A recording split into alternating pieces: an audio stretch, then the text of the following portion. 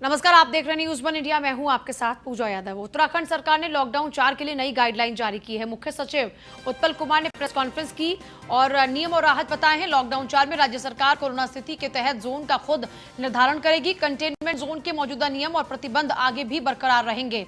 उत्तराखंड में shopping mall, cinema, शिक्षण संस्थान बंद रहेंगे। ऑनलाइन क्लासेस चलती रहेंगी। स्टेडियम में बिना दर्शक खेल हो सकता है। राज्य में अभी सभी धार्मिक स्थानों पर भीड़ रहेगी प्रतिबंधित। हल्द्वानी, रुद्रपुर, काशीपुर, हरिद्वार, देहरादून, कोटद्वार में गाड़ियां और इवन फॉर्मूले पर चलेंगी। सरकारी ऑफिस सुबह 10 से शाम 4 तक खुले रहेंगे। ऑरेंज जोन में अल्मोड़ा, देहरादून, नैनीताल, पौड़ी, उधम सिंह नगर और उत्तरकाशी। ग्रीन जोन में आते हैं बागेश्वर, चमोली, हरिद्वार, चंपावत, टिहरी, पिथौरागढ़, रुद्रप्रयाग शामिल हैं इसमें। जल्दी ही राज्य में पब्लिक ट्रांसपोर्ट पर फैसला लेंगे। मुख्य सचिव ने जानकारी साझा की है।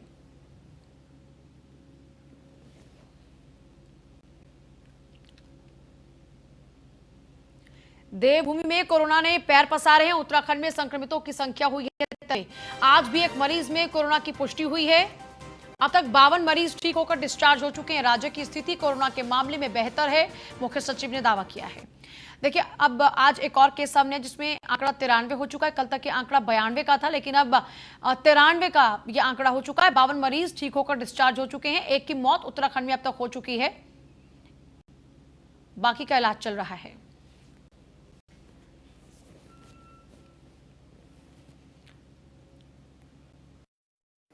अल्मोड़ा अल्मोड़ा, देहरादून, नैनीताल, पौड़ी गढ़वाल, उधम सिंह नगर, उत्तरकाशी, ये 6 ज़िले ऑरेंज कैटेगरी में रखे गए हैं। बागेश्वर, चमोली, चंपावत, हरिद्वार, पिथौरागढ़, रुद्रप्रयाग, टिहरी गढ़वाल, ये ग्रीन कैटेगरी में रखे गए हैं। फिलहाल जो वर्गीकरण के लिए हमने भारत सरकार के द्वारा निर्धारित मानकों के आधार पर जो देखा है, तो इस प्रदेश में कोई जिला रेड कैटेगरी में नहीं है। आज एक और मरीज में कोरोना की पुष्टि हुई है। अब तक 52 मरीज ठीक होकर डिस्चार्ज हो चुके हैं। उत्तराखंड में आंकड़ा 93 पहुंच चुका है। और देखिए, बाकी राज्यों के मुकाबले अगर देखें तो उत्तराखंड की स्थिति बेहतर है। देवभूमि में कोरोना ने पैर पसारे हैं और गाइडलाइंस जारी हो चुकी हैं। किस लिहाज से बाजार खुलेंगे, ऑड इवन का फॉर्मूला गाड़ियों के लिए लागू होगा। 10 से शाम 4 तक ऑफिस चलेंगे। और आज भी एक और मरीज में कोरोना की पुष्टि हुई है। तो उत्तराखंड के ताजे आंकड़ों की अगर बात करें तो आंकड़ा पहुंच चुका है 93। देवभूमि में लगातार प्रवासी मजदूरों के पहुंचने का सिलसिला जारी है। और जो भी लोग माइग्रेटेड हुए थे उत्तराखंड से, वो सभी लोग वापस लौट रहे हैं ज्यादातर। और जो लोग वापस लौट रहे हैं, चाहे वो महाराष्ट्र से हो, चाहे फिर दिल्ली से वापस क्यों ना लौट रहे हो, जो लोग वापस लौट रहे हैं उनमें बहुत से केसेस पॉजिटिव भी आ रहे हैं, जिसके बाद से उत्तराखंड के आंकड़ों में इजाफा हुआ है। और अब इसी के साथ में आंकड़ा 90 पार कर चुका है। 93 आंकड़ा हो चुका है अब उत्तराखंड का।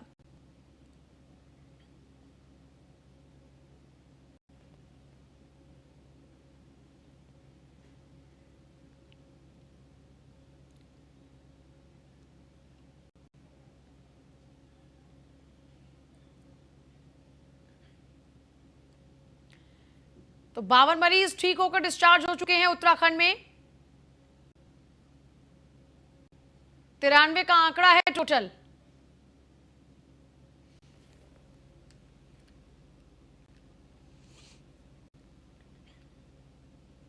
राज्य में लॉकडाउन के उल्लंघन पर पुलिस की कार्रवाई जारी है। उत्तराखंड में आज लॉकडाउन उल्लंघन के 27 मुकदमे दर्ज हुए हैं। सोशल मीडिया पर आपत्तिजनक पोस्ट करने वालों के खिलाफ भी केस दर्ज। राज्य में पुलिस ने आज 301 आरोपियों को गिरफ्तार किया है। उत्तराखंड में अभी तक कुल 3080 मुकदमे दर्ज हुए हैं। 19,104 आरोपियों को अब तक किया जा चुका है गिरफ्तार। लॉकडाउन के दौरान 79 वाहनों के चालान काटे जा चुके हैं। उत्तराखंड में नियमों के उल्लंघन पर 6,781 वाहन अब तक सीज हुए हैं। लॉकडाउन में 2 करोड़ 25 लाख रुपए पुलिस चालान से वसूल चुकी है। 2 करोड़ 25 लाख रुपए लॉकडाउन के दौरान पुलिस चालान से अब तक वसूल चुकी है। 19,114 ऐसे आरोपी हैं जिनके खिलाफ में कार्रवाई हुई है। 42,000 से ज्यादा वाहनों के चालान काटे गए। 6,781 वाहनों को अब तक उत्तराखंड में सीज किया गया है। 301 आरोपियों को राज्य में पुलिस ने अब तक गिरफ्तार किया। 2 करोड़ 25 लाख रुपए पुलिस चालान से अब तक लॉकडाउन में ही वसूल चुकी है। प्रकरण में अभी तक सोशल मीडिया पे झूठी खबर या अफवाह फैलाने के उसमें 74 लोगों पे मुकदमा दर्ज किया, 74। तो और कभी भी कोई ऐसा कर रहा है तो उसको, जैसा मैंने पहले भी कहा था, किसी हालत में नहीं बख्शा जाएगा, क्योंकि सोशल मीडिया एक पब्लिक प्लेटफॉर्म है और वहाँ पे झूठी खबर फैलाना और लोगों को गुमराह करना गलत। रायवाला पुलिस की तत्परता से बॉर्डर पर 33 प्रवासियों से भरा ट्रक पकड़ा गया है। ये ट्रक बगैर परमिशन महाराष्ट्र से उत्तराखंड पहुंचा। ट्रक के माध्यम से उत्तराखंड में घुसने की कोशिश करने वाले प्रवासियों ने बताया कि सरकारी मदद न मिलने के बाद चोरी से घर पहुंचने का निर्णय लिया गया। पुलिस की चेकिंग के दौरान पकड़े जाने के डर से ड्राइवर ट्रक छोड़कर फरार हो गया। महाराष्ट्र के रहने वाले ड्राइवर के खिलाफ लॉकडाउन के नियमों का उल्लंघन करने के आरोप में मुकदमा दर्ज हुआ है। वहीं पुलिस ने ट्रक को कब्जे में लेकर सीज कर दिया। फरार ट्रक ड्राइवर की तलाश जारी है। महाराष्ट्र से लाए गए सभी 33 प्रवासी टिहरी रुद्रप्रयाग के रहने वाले हैं।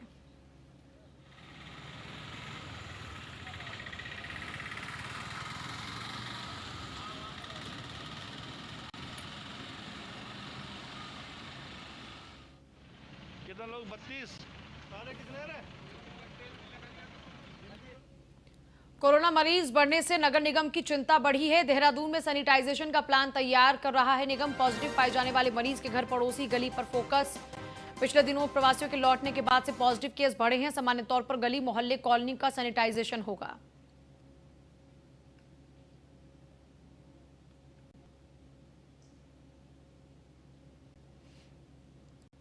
कि हम लोगों का लगभग सेचुरेशन पॉइंट पर हम आ रहे थे। हमारे सारे केसेस लगभग ख़त्म होने की स्थिति में थे, लेकिन ये पिछले 5-6 दिनों से जैसे जैसे लोगों का आना जाना शुरू हुआ है, केसेस की संख्या बढ़ी है और निश्चित रूप से चिंता का विषय है।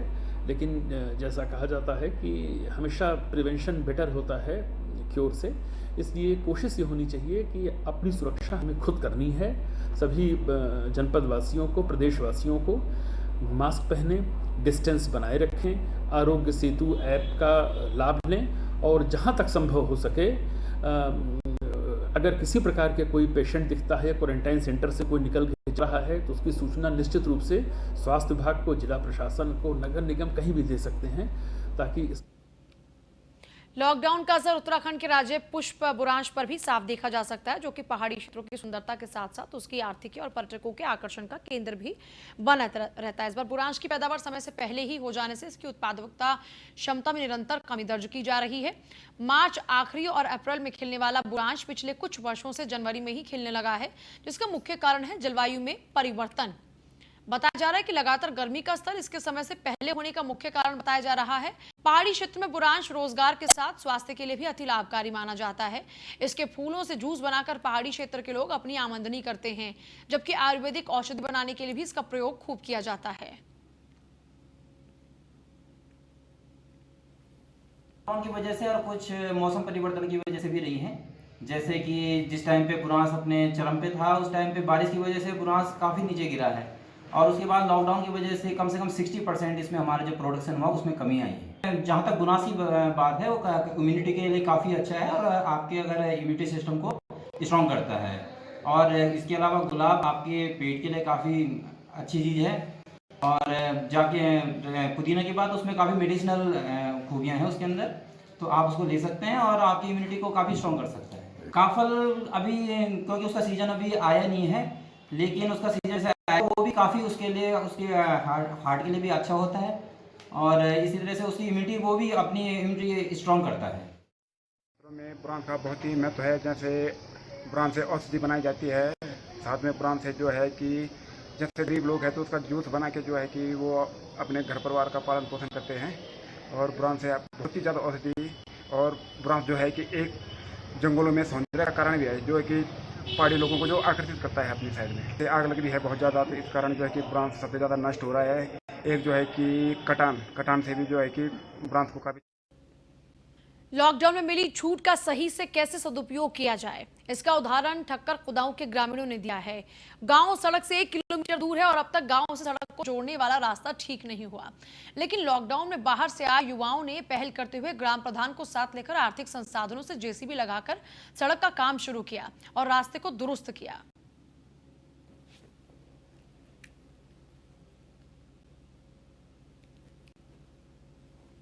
आज मेरे ग्राम ठक्कर गुदाव में सबसे बड़ी खुशी की बात यह है कि जो हमारे सभी युवा साथी माता बहनों के सहयोग से ये रोड का जो शुभारंभ किया गया, सबसे बड़ी खुशी हमें ये है कि हमारे गांव तक ये रोड पहुंच गई है।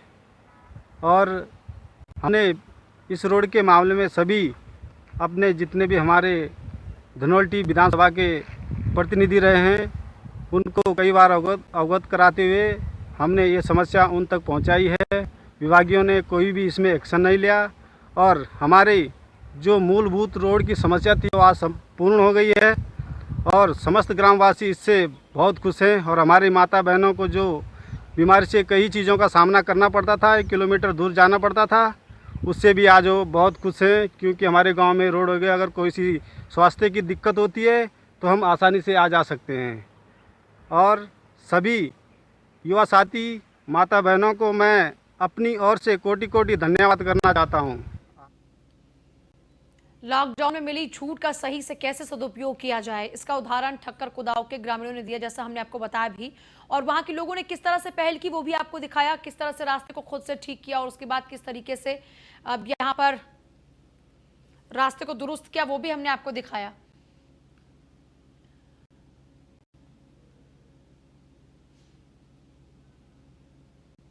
ख्वाहिश थी हमारी कि हमारे गांव में रोड पहुंचे।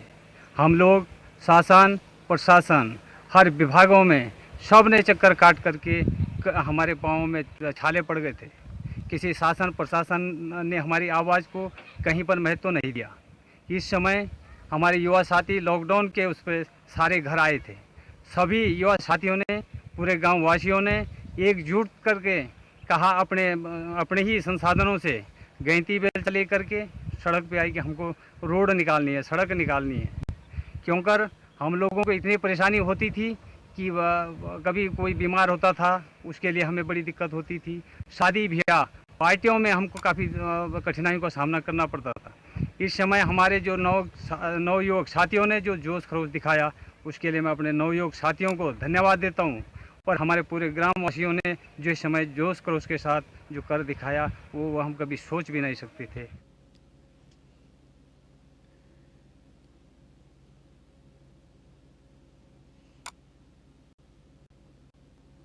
उत्तराखंड प्रदेश कांग्रेस अध्यक्ष प्रीतम सिंह ने विकासनगर पचपादून जिला कांग्रेस कमेटी की ओर से आयोजित रक्तदान शिविर में बतौर मुख्य अतिथि शिरकत की। प्रीतम सिंह ने रक्तदान करने वालों को सर्टिफिकेट दिया। प्रीतम सिंह ने कहा कि कोरोना महामारी के संकट में जिला पचपादून द्वारा किया गया प्रयास सराहनीय है। आज शिविर में रक्तदान करने वाले सभी साथी बधाई के पात्र हैं। जिला अध्यक्ष संजय किशोर सिंह सहित 60 लोगों ने दरअसल रक्तदान किया। आज विकासनगर के तिलक भवन शहर कांग्रेस कमेटी कार्यालय विकासनगर में जिला कांग्रेस कमेटी पचपादून द्वारा आयोजित रक्तदान शिविर में पूर्व कैबिनेट मंत्री नवप्रभात, जिला अध्यक्ष संजय किशोर सहित दर्जनों कांग्रेसी कार्यकर्ताओं ने रक्तदान किया। इस कमेटी के तत्वाधान हमारे पचपादून के अध्यक्ष सम्मानित संजय किशोर जी और उनके साथियों ने ये रक्तदान शिविर का आयोजन किया। मैं कांग्रेस के अपने तमाम साथियों को बहुत बहुत धन्यवाद देना चाहूँगा कि संकट की इस घड़ी में हमारे साथियों ने इस रक्तदान शिविर का आयोजन किया है। और जिन लोगों ने इस रक्तदान शिविर में आकर रक्त देने का काम किया उनको भी मैं धन्यवाद देना चाहूँगा, उनका आभार भी व्यक्त करना चाहूँगा कि उन्होंने इस रक्तदान शिविर में सम्मिलित होकर के इस पक्ष के लिए अपना रक्त देने का। प्रीतम सिंह जी ने जो दिशा निर्देश दिए उसके चलते जिला कांग्रेस कमेटी ने यहाँ पर जब से लॉकडाउन चला, जब से गरीब मजदूर लोग फंसे हुए थे उन्हें राहत देने के लिए लगातार जिला कांग्रेस कमेटी और उसके साथी उनके बीच में रहे। पहले हमने 42 दिन तक किचन चलाई, जो किचन की पूर्ति करती थी। जो लोग लॉकडाउन में फंसे रहे, करीब 800 लोगों का खाना बनता था प्रतिदिन। और आज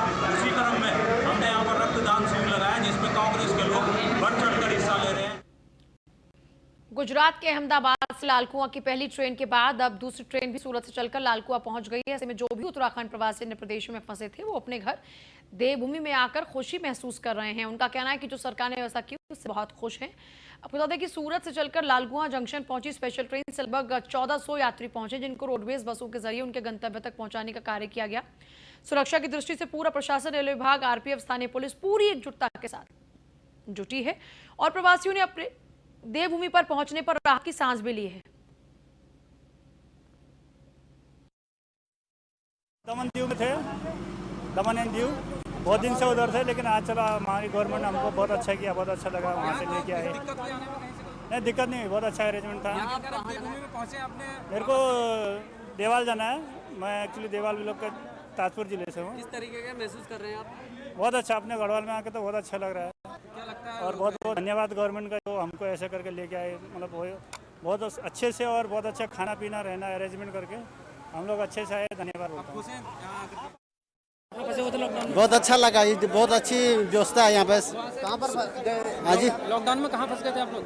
ये नौकरी हाँ, कहाँ कर रहे थे? समय गुजरात सिलवासा दादर नगर हवेली में करता था सर। आप कैसा लग रहा है यहाँ? अभी बहुत अच्छा लग रहा है, अपने उत्तराखंड देवभूमि में पहुँच गए हम अभी। रास्ते में कोई देवता? नहीं, बहुत अच्छा, बहुत ही अच्छा व्यवस्था थी सरकार, बहुत अच्छी। और इधर बहुत अच्छा। खबर ऋषिकेश से है, जहां पुलिस की चेतावनी के बावजूद लोग लॉकडाउन के नियमों की धज्जियां उड़ाने से बाज नहीं आ रहे। मामला संज्ञान में आने के बाद पुलिस ने एक बार फिर से नियमों का पालन सख्ती से कराने के प्रयास शुरू किए हैं। लोगों को जागरूक करने के लिए पुलिस ने जगह जगह चेकिंग अभियान चलाए हैं। इस दौरान नियम तोड़ने वाले 1.5 दर्जन वाहनों को पुलिस ने पकड़कर सीज भी किया है। खास बात यह रही कि सीज वाहनों को छुड़वाने के लिए पुलिस के पास सिफारिश के फोन भी बजते रहे, मगर पुलिस ने किसी की एक ना सुनी। इंस्पेक्टर रितेश शाह ने बताया कि नियम तोड़ने वालों को किसी भी नेता के दबाव में छोड़ा नहीं जाएगा।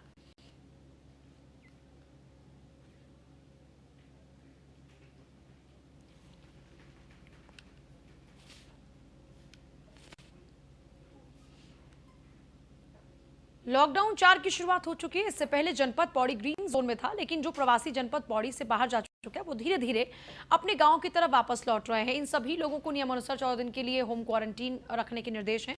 कुछ ऐसे भी गांव हैं जहां पर लोगों की आने की संख्या बढ़ रही है, जिन्हें कि विद्यालयों और सामुदायिक भवन में रखा जा रहा है।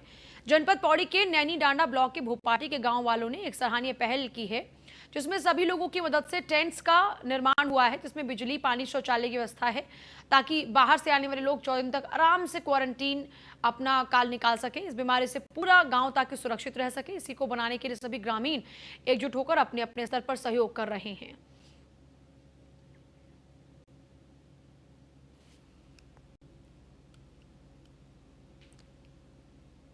इस लॉकडाउन में भी झगड़ा करने से लोग बाज नहीं आते। आपको बता दें कि रुड़की के मंगलौर कोतवाली क्षेत्र के मोहल्ला कठेड़ा में बच्चों के बीच विवाद बड़ों के बीच का खूनी संघर्ष बन गया। दोनों पक्षों के बीच जमकर लाठी डंडे चले, साथ ही साथ जमकर एक दूसरे पर ईंटें भी फेंकी गई और तो और कुछ लोगों ने तलवारें भी निकाल ली। खूनी संघर्ष की सूचना के बाद पुलिस मौके पर पहुंची। इसके बाद घायलों को अस्पताल में भर्ती कराया गया। भीषण संघर्ष के दौरान यहाँ पर तस्वीरें आप देख रहे हैं, कई लोग घायल हुए हैं। पतंगबाजी को लेकर विवाद हुआ था, इतना बढ़ चुका विवाद की खूनी संघर्ष में तब्दील हो गया।